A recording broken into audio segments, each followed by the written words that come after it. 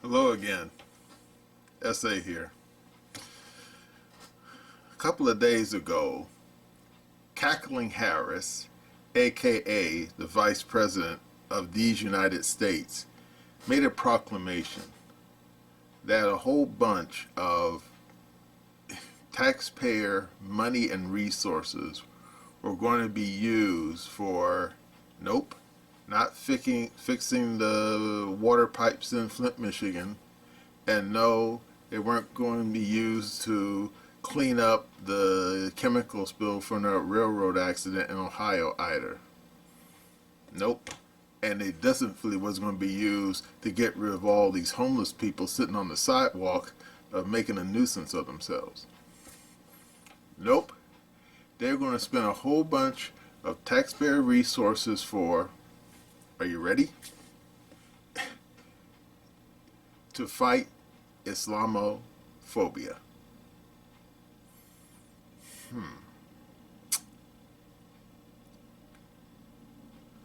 Now, I'll be the first one to tell you that I have no use for racial bigotry of any kind. Doesn't matter who's doing it or who they're doing it to. As far as I'm concerned, all humans are equally worthless until proven otherwise. Now, with that said, this video is not about Cackling Harris or her grand proclamation. It's about something that happened back in November 2008. The election of the first black man to sit behind the Resolute desk. And no, I'm not talking about the janitor who shows up after a work day and cleans up behind the Resolute desk. That doesn't count. Nope, I'm talking about Barack Hussein Obama. So now you're wondering, what about him? Well, the reason why Barack Hussein Obama, 44th President of the United States, became president was because of the Obama coalition.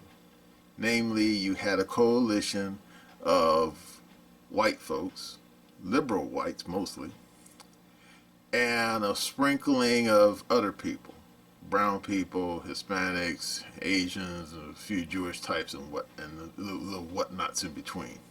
You know, the alphabet people. Yeah, those clowns. Well, what a difference 7 years makes. Barack Hussein Obama is no longer in office. His wingman, Joe Beauregard Biden, is now president. And you thought you had problems. Well, if you live within the borders of the United States, well, guess what? I don't need to explain to you about the 46th president of the United States. You probably already know. Every time you go to the supermarket wanting to get a package of ding dongs, or at very least a package of Doritos. I mean, those ding dongs, those Doritos, they're not the same price they were when Obama was president. No. Yeah, you can blame that on Biden and his Bidenomics. But anyway, the point of this video is that after 7 years, that grand coalition that put Barack Hussein Obama in president, it's falling apart like a $2 suitcase left in the rain. Now you say, who cares? Well, if you're a Democrat strategist working for the DNC, well, this one's for you. Because that coalition was stitched together by, you could say, a unified grievance. And you say, what? Yeah. I mean, you had a sprinkling of brown people and other people who probably felt put upon by the system, especially after what happened when the economy tanked around the same time that election happened. So there you go. And of course, those liberal whites, most of them were radical leftists who, let's just say this, they don't have nothing nice to say about anything having to do with America. They think America should be flushed down the toilet along with the toilet paper and the turds. But who cares what they think? But anyway, that coalition is falling apart. Why? Well, probably for the same reason all grand coalitions fall apart. I mean, for example, how many people remember World War II? Well, that coalition fell apart after the Japanese and the damn Germans waved the white flag and said, "We give up." And that eventually led to a Cold War that lasted damn near 45 years. Well, anyway, the Grand Coalition that put Barack Hussein Obama in president, it's falling apart at the seams. And it's not a pleasant sight to see either. And in the meantime, the DNC leadership, let's just say this, these people are corrupt as the days are long, but it doesn't make them stupid. Nope. Don't even go there, okay? These people, you would never let hold your wallet or keep an eye on your brand new electric blue Cadillac Eldorado with the gold rims. No. You would never give them the keys and say, "Yeah, homie, hold the keys on to my Cadillac while I go across the street and get me a pack of smokes." No. You would never do that. Never. Problem is, they don't know what to do about it. Because in the years since Obama no longer became president, that Grand Coalition, let's just say that they were like a bunch of long-tailed cats in a room full of rocking chairs.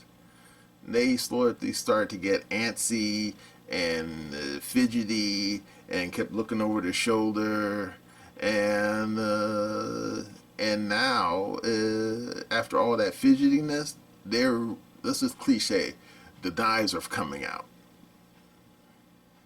So you say, who cares? If the coalition is falling apart at the seams, well, what does that mean to me? Well, like I said, if you're a DNC elitist, it means a lot to you. Because you want to win the next election. I mean, hell, everyone wants to win elections. I mean, you have to be a damn fool to enter an election just to lose. But you see the writing on the wall, and you're sitting there like Mr. Bill. And of course, people who are about my age remember Mr. Bill, the little clay man on Saturday Night Live. Yeah, you're sitting there like Mr. Bill saying, "Oh no!" And right now they're trying to do something, anything to keep that coalition together, but everything they're trying isn't working. And well, what do you expect? Because that coalition was basically held together by identity politics. Because independent journalist Tim Pool, he would tell you straight up that identity politics pretty much poisoned the well as far as liberal politics was concerned. Because he will tell you, if he was sitting right here, that back when he was at Occupy Wall Street, back in things in 2010, he said that had a coalition of people showing up there protesting what happened in '08 during the '08 crash. And of course that affected everybody. Didn't matter if you were gay or straight, white or black, illegal immigrant or non-illegal immigrant, didn't matter. But then the identity politics people showed up, and the first thing they said was, "All you white people, you need to sit down and shut up." And of course the white folks said, "But I have a real grievance." And then Antifa showed up with their damn billy clubs and clobbered that guy upside the head and knocked some of his front teeth out. And they said, "Shut up." And then they brought all these brown people, said, "You can talk all you want even if you don't make any sense." And Tim was filming all this live as it was happening.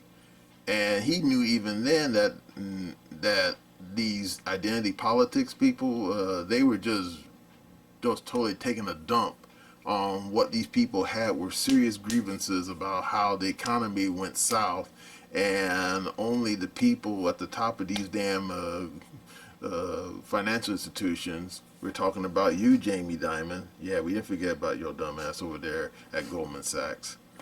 They did just fine, thank you very much. In fact, they did so fine on the taxpayer dime that they handed bonuses out to themselves, even though their businesses were only being kept afloat by that taxpayer money. Yeah, don't believe me? You can look it up. It's on the computer. Yeah. But anyway, according to Tim Pool, he knew back then that this identity politics was just poison and it was going to ruin everything for liberals and the left. And sure enough, as Malcolm X famously said after JFK got shot, the chickens have indeed come home to roost for the Obama coalition. Because, and what caused that to happen? A bunch of knuckleheads on the other side of the planet playing whack-a-mole with each other with 2,000-pound bombs. Yeah, you know what I'm talking about. Those idiots in Gaza, those knuckleheads Hamas. They just couldn't sit still and wait until after the 2024 election before they had to stir the shit pot. And now everything over here is falling apart. Because in that moment in time, all of these radical leftists who've been going on about white evil this and white evil that and colonizers this and colonizers that and stolen land this and stolen land that, those people had come out of the damn woodwork the way when you pick up a rock and you see all the worms and creepy crawlies just scattering over the place. Yeah.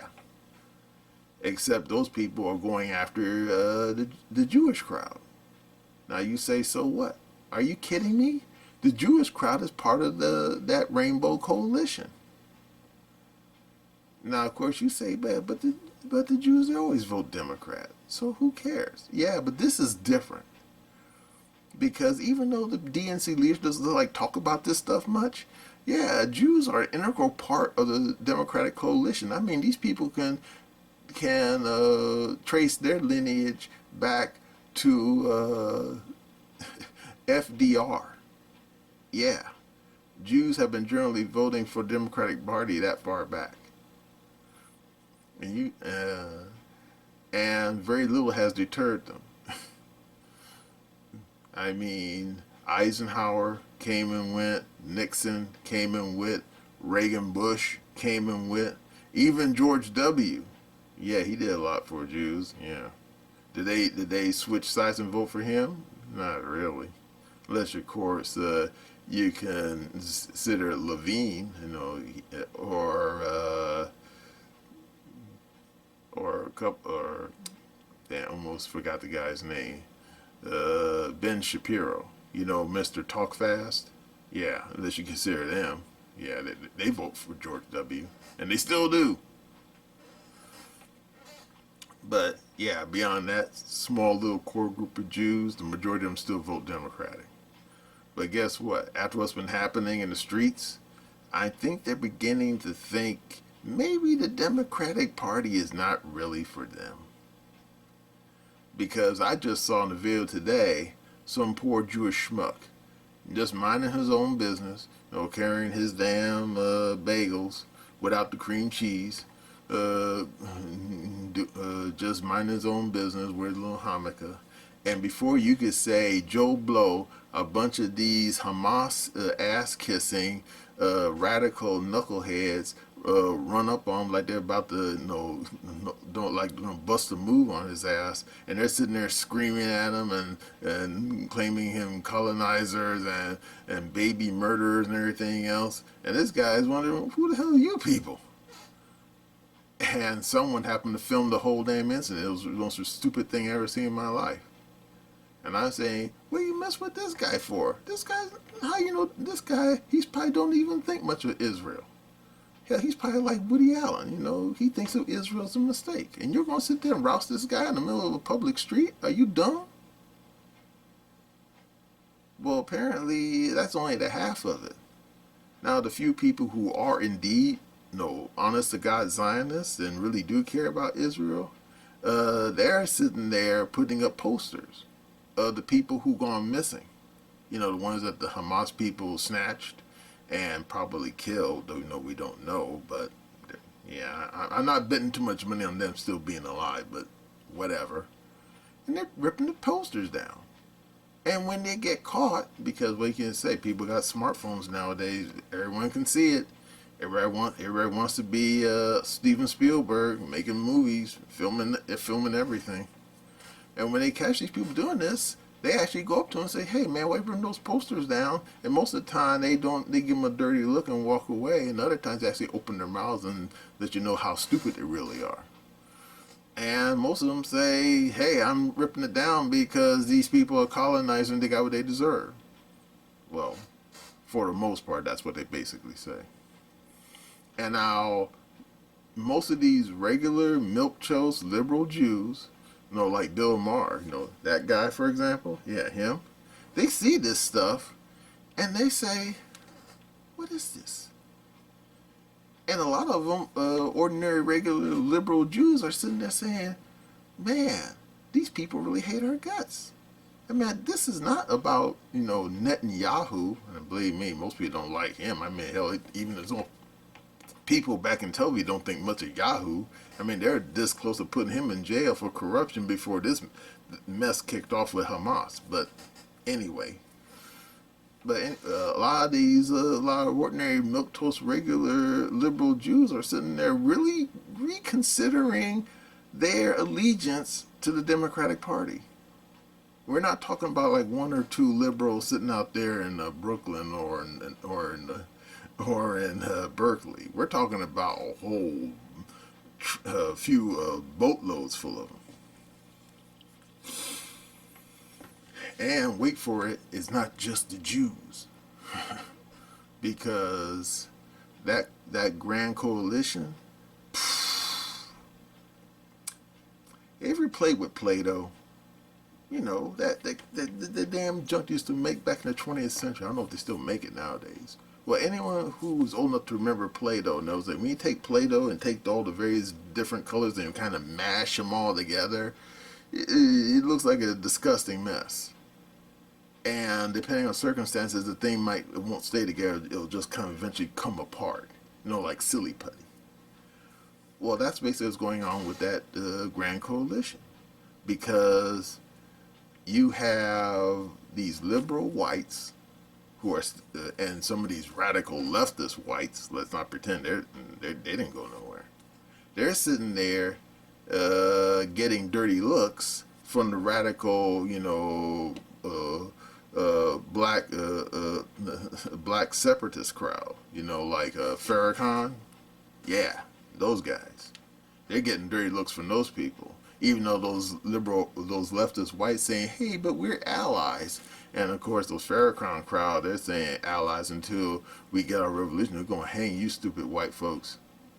And then in the meantime, the damn Hispanic crowd is giving the Farrakhan people dirty looks, saying, "Man, we don't like you people anyway." And then, of course, the Farrakhan people said, "Well, guess what? We don't like your damn greasy asses either because you smell like burritos all the time."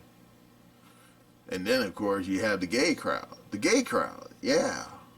We're not just talking about old school gay guys either, like Noel Coward or people like that. No, we're talking about these intersectional types. These guys like that Leah Thomas guy. The one who won all those swimming awards. And the guy was claiming he was a girl. Except he wasn't really a girl because the guy was taking no hormones, didn't get no surgery, and I'm pretty sure he didn't even change his driver's license from the male to the female. Because, wait for it, that Leah Thomas dude, yeah, I misgendered him, so sue me. He had a girlfriend. And you say, what? Yeah. This guy claiming he's a girl now, he's got a girlfriend. Dude, don't kid a kidder. We know you're not a chick. The fact that you didn't get no hormones and you get no surgery, you're no more a chick than I am. I mean, forget the hair. This is rocker hair. This is not chick hair, okay? So F you. Yeah, he's no girl. He was just a swimmer who sucked at male swimming, and therefore he was going to pull a scam to go and work on the women's side of the fence to get a bunch of awards. And sure enough, he succeeded. He got away with that bullshit. Will he get away with shit forever? Probably not. But I'm not talking about Thompson because he's just a symptom of a bigger problem. But I'm not going to get into that right now. Anyway, that gay crowd, they're getting dirty looks from the Muslim crowd. Because Muslim crowd, now this is something that most people don't understand. Muslim crowds, they don't like gay people. They don't like them, never liked them, never will like them. Rain or shine, sun up, sun down. Muslim crowd, they do not like gays at all. Never, never, ever. And now they're giving the gay crowds amongst that coalition dirty looks, and they're saying, what are these motherfuckers doing here? We eat these assholes for breakfast. We throw them off of roofs in fucking Riyadh. We burn them at the stake in fucking Mosul. I mean, what are these clowns doing here? And of course, the gay crowd, they're not entirely ignorant. They can see the Muslim crowds giving them dirty looks. And they're saying, oh, I feel unsafe. Hold me. And I think those gay guys are about to bail. And in the meantime, the Jews also having problems with the Muslim crowd. They're already climbing out the back window where the bathrooms are. They're sitting there excusing themselves two at a time, like that scene from The Sound of Music. Yeah, my sister's favorite film. I'm not going to get into that. But yeah, they're quietly excusing themselves from the damn Rainbow Coalition two at a time, going into the bathroom. They're jumping out the window. So yeah, that whole damn Obama coalition is just falling apart at the seams. Now, what does this have to do with Cackling Harris? Well, know the word pandering means, right? Well, that's what that whole damn deal with Cackling Harris's grand proclamation about Islamophobia. They did a calculus and said, okay, we need to win the 2024 election. How are we going to do it with our coalitions falling apart? And some of these really smart people, I mean, they all got degrees from Vassar and Brown University and George Washington University. I guess that means for something. They're all basically saying, let's pander to the Muslim crowd. They are a big chunk of the Democratic coalition, way bigger than the damn the Jewish and even the gay crowd, and they're almost as big as the black part of our coalition. Let's pander to them. Therefore, we're going to make a big proclamation, say, guess what, Muslims? We're going to kiss your ass in Macy's window and say, ooh, it's sweet, as long as you vote for us. And that's what that anti-Islamophobia proclamation was for. Now just watch. When Cackling Harris and all these other people in the DNC leadership think no one's looking, they're going to probably start going out to places like Dearborn, Michigan, and start writing checks and handing out money. You know, they're going to make it rain. Basically saying, please vote for us. Will it work? I don't know. Because even though the gay crowd is, heading off in this direction and the damn Jews are bailing out the window, those liberal whites are still pretty woke. And the Muslim crowd doesn't like that woke stuff. Why? Because it panders to the worst elements. All this feminist stuff, all of this gay stuff that the Muslim crowd doesn't like and are not into. I mean, show me Muslim Susan B. Anthony, and I'll show you some woman that's probably gotten at least 1,000 lashes from the local potentate, and is probably at the very minimum being followed around by the local secret police, or at worst, they got an honor killing coming around the corner. Yeah. In other words, Muslim crowd, they don't think much of feminist stuff either. So will this pandering work? Probably not. So who the Muslim crowd going to vote for in the 2024 election? Well, if the DNC continues on the woke train, I ain't betting any money the Muslim crowd's going to be voting for them. So who's left? Well, they could vote for Robert Kennedy Jr., but he's kind of woke too. I mean, he's sitting there talking about reparations. And then there's Cornel West. He's pretty woke too. In fact, I think he's more woke than damn Joe Biden. I mean, he's talking about, if I become president, I'm going to take a cookie cutter to the United States and start cutting pieces out of it and giving it back to the Indians. I know you're supposed to call them Native Americans, but I call them Indians. What can you say? I grew up watching Bonanza. I call them Indians. So, who's left? Trump? Well, if the DNC has anything to say about that, they're going to stick Trump in Florence, Colorado, in the jail cell right next to Ramsey Youssef. Since the Unabomber is dead, yeah, he can have Kaczynski's old cell. So I don't know about Trump. I don't know if I don't know if Trump's gonna make it. So who's left? Well, if Trump doesn't make it, it'll probably be the Swaswamy guy. And you say, Swaswamy? You mean that Hindu dude? Yeah. You think he might? And then you thinking Swaswamy. Yeah, that's a laugh. And then you probably say, isn't neocon Nikki got a higher rating than Swaswamy? Yeah, she does. But guess what? The rank and file of the current Republican Party is mostly Trump people. And you know what Trump people don't like? They don't like neocons. They don't like Lindsey Graham. They don't like Mike Pence. And they don't like Nikki Haley. Nope. You know why? Because of George W. George W. sold them a plate of beans, led them out to the deserts of Iraq and Afghanistan, and tried to get them all killed. And for what? BS. Yeah, weapons of mass destruction, my ass. Yeah, they went out there to grab those damn oil fields out there in Iraq to give it to Dick Cheney and fucking Halliburton. That's what that mess was all about. I saw the video. Dick Cheney and all his homies up there in some damn conference room with a big old map of Iraq showing up where all the oil fields were and which ones were going to go to which fucking oil company. But I don't want to talk about George W. and his bullshit.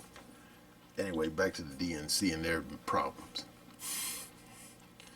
So, if Trump goes to prison, I'm pretty certain that Swaswamy will likely get the nomination.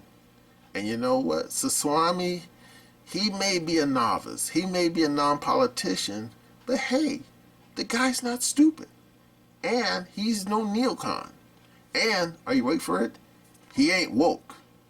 He hates wokeism. Why? Because he can tell you the story himself. But he said that back when George Floyd got himself dead, some of his employees asked him to make a public statement about George Floyd's death, and he said, sure, I'll make a statement, something innocuous, milquetoast. And he said that 5 seconds afterwards, the same people at his own company came in again and said, no, that's not strong. We want you to make a stronger statement. And then he said, okay, I guess I can do that. And he made a slightly stronger public statement. This was on when Twitter was still called Twitter, not. And this is the part where was like a bone in the throat to Saswami. He said the same people came to him a third time and said, you need to denounce the white man, saying the white man's evil, the white man's a son of a bitch, all cops are bad, and yada, yada, yada. And Saswami said, I'm not doing that. I'm not doing that. So what did he do? The first thing he did was fire these fools who kept coming to his office right in the middle of his curry and rice, bugging him about making stupid statements about some dead brother he doesn't even know. And then he decided to sell his company and cash out. And he did too. I think he said he made about $500 million. Good money. So yeah, I'm pretty certain if Trump ends up in the pokey, Saswami would likely get the nomination. And I'm pretty certain the Muslim crowd that's part of Obama's falling apart coalition will likely vote for Saswami. And Saswami will likely end up becoming the 47th president of the United States. I'm telling you right now, if Trump ends up in jail, Saswami will get the nomination and he will later become president. And now, right now, I can see those DeSantis lovers sitting there typing on their keyboard saying, no, no, no, DeSantis is going to get the nomination. Are you kidding? DeSantis reminds me too much of Paul Ryan. I remember the guy who used to have the job of Speaker of the House, because he also had a pretty good resume too. But that guy has about much charisma as dirty dishwater. And I'm sorry to say, when you see DeSantis out in public interacting with ordinary people, yeah, has about the same amount of charisma. He has the same amount of charisma, except you can say that in the case of DeSantis, he has about as much charisma as a pile of mud.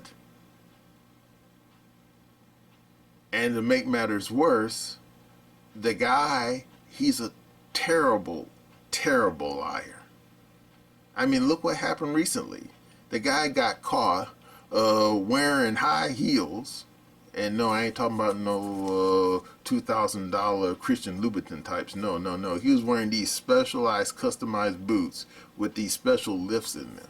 I mean, Tim Pool and a few other people on the computer actually showed the shoes that he was wearing, these damn cowboy boots, not like old school like John Wayne stuff. I mean, these cowboy boots look like they worth at least maybe $1,000. And you could, and he pointed out, he said you can see that the whole front of the shoe, there's no foot in there. There's no foot. And in the meantime, the back part of the stock of the boot was all like bulged out. And he said that guy's foot is not even in the foot part. His foot is way up there, which means he must have, like, I don't know, a bunch of old gym socks or some dirty underwear stuffed in the boot to give himself some lifts. And the more he tries to lie about it, the more his lie sounds less and less convincing. And indeed, you can look it up on the computer. There's a video right now where he was on some rando podcast, and the brother running the podcast asked DeSantis to his face, "How tall are you, brother?" And DeSantis said, "Oh, I'm 5'11". And he said, "Do you wear like regular shoes, like sneakers or whatever?" And he said, "Look, yeah, sometimes when I'm jogging or exercising, whatever." And then the podcaster then brings out this bag with some sneakers in it, and he says, "Ron, could you put these sneakers on for me?" And Ron DeSantis sat there and said, "Oh no, I can't accept no gift, can't accept no gift." And he said, "Dude, he ain't giving you the shoes to keep. He wants you to put on them raggedy ass damn Vans sneakers so he can see how tall you really are." Because I'm pretty certain that he knows, and everybody else knows, that DeSantis, he ain't no 5'11". He's probably not even 5'6". He's probably more like a 5'5". And are you saying, so who cares? Well, apparently DeSantis is one of these kind of people who is self-conscious about his height. I mean, hey, there's no problem with that. I mean, women tend to like taller guys. I mean, have you seen DeSantis' wife? Hey, she ain't ugly. So I guess she likes short guys. But for the most part, most, pretty chicks, hot girls, they like their men tall. Like Donald Trump tall. Because Trump, even though you may not believe it, Trump's like 6'3". And he ain't wearing no damn crazy cowboy boots with lifts in them. Or old stinky gym socks in them to make him look self-taller. No. But anyway, back to that cheesy coalition of Obamas. Yeah. That coalition is not long for this world. That coalition is going bye-bye. And nothing, and just like with Humpty Dumpty, all the king's horses and all the king's men and all the DNC strategists and all the damn proclamations from Cackle and Harris ain't gonna keep that coalition together again. It's going away. And when it goes away, that will pretty much be the end of the Biden presidency. Now, of course, some of you smart people out there will probably say, well, won't they simply ballot harvest again? Oh, I'm pretty certain they're going to do that again. Because ever since Obama, the Democratic Party has pretty much figured out who needs ideas, who needs grand strategies, who needs to give ordinary people a reason to vote for you. Just hire a bunch of flunkies, give them a little bit of money, go to various places like old folks' homes, get all those geriatrics to, a blank piece of blank ballot that says, mark the ballot for the guy with the D next to his name, and then they'll scoop up all them thousands and thousands of ballots, go to the local drop box at 3 in the morning when no one's around, and stuff the damn ballots in the drop box. And voila! The guy with the D next to his name wins every time. I mean, look what happened in the midterms in 2022. All the metrics said that the Democrats were going to get slaughtered. And what happened? They lost the House Representatives not by 40 seats, not by 60 seats, but barely 15. Really? But guess what? There's a lot of people with an R next to their names. They're basically saying now, hey, if the Dems can ballot harvest, we can do it too. And we can do it better than they do. So yeah, just watch. 2020 is going to be one ridiculous election. You're probably going to see easily 300 million votes being gathered for that election. And you say 300 million votes? That's more people than there is registered to vote in the United States. Precisely. Like I said, the next presidential election is going to be something else. And I don't care what Roseanne Barr said about we're not going to have an election in 2024.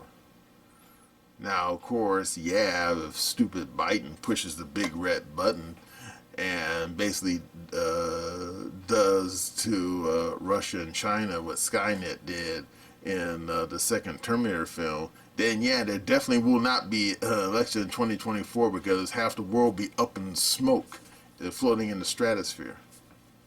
But beyond that happening, we're going to have an election in 2024, but it's going to be one hell of a Donnybrook. Yes, sir, Bob. Well, that's all I have to say about that nonsense, and that's my opinion.